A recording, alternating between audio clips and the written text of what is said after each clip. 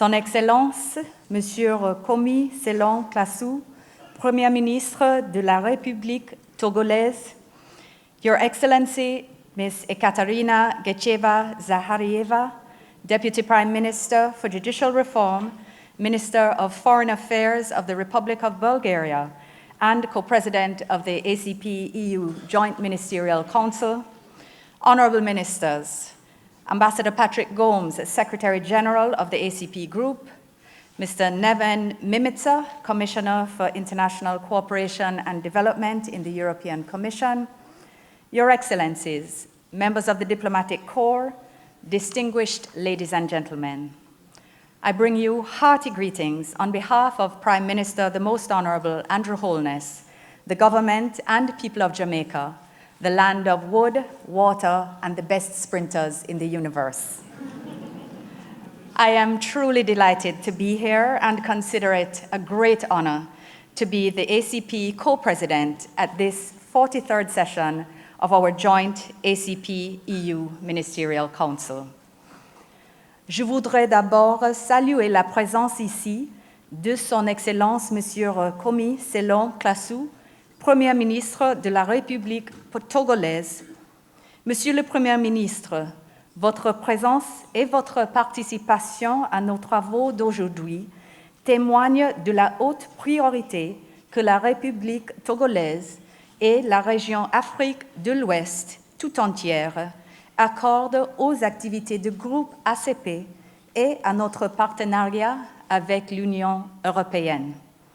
Monsieur le Premier ministre, je vous remercie également, ainsi que le gouvernement et le peuple de la République togolaise, d'avoir offert d'abriter la session du Conseil conjoint ACP-UE et la 107e session du Conseil des ministres ACP, et de nous accueillir si chaleureusement dans votre belle ville historique de Lomé, la perle de l'Afrique de l'Ouest.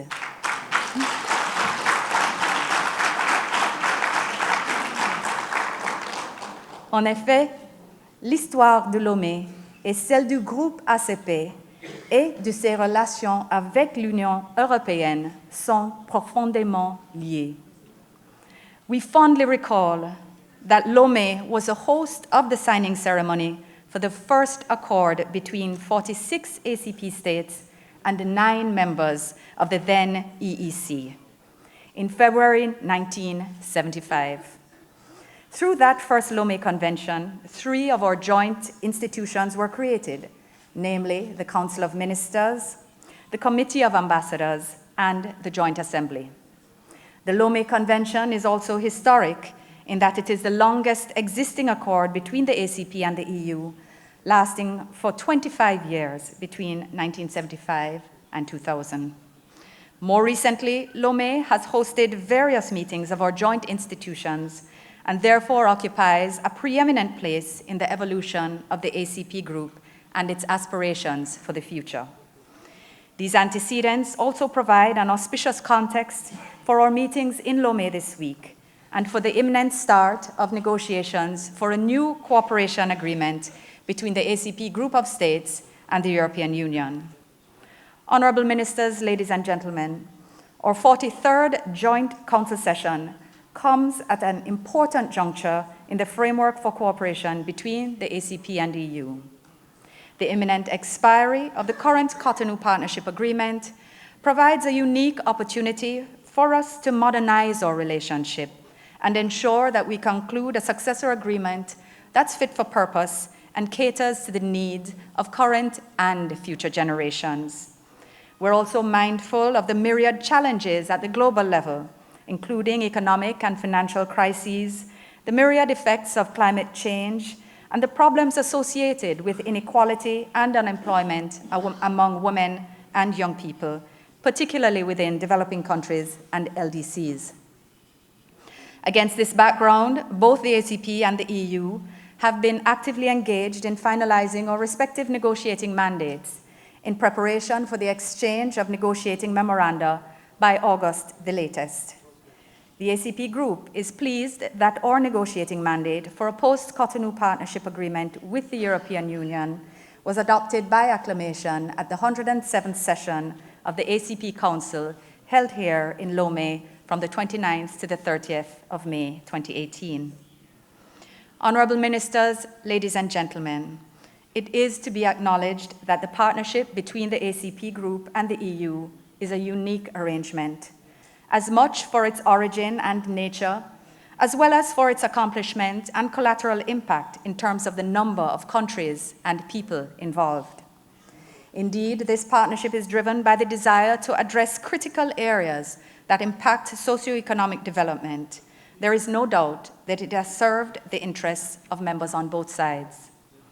We believe that the renewal of this partnership along the lines envisaged and the mutuality of this expressed desire to so renew will help us together to refine our approaches to national and regional issues and define our ability to contribute collectively to a stable and progressive international environment, leaving no one behind.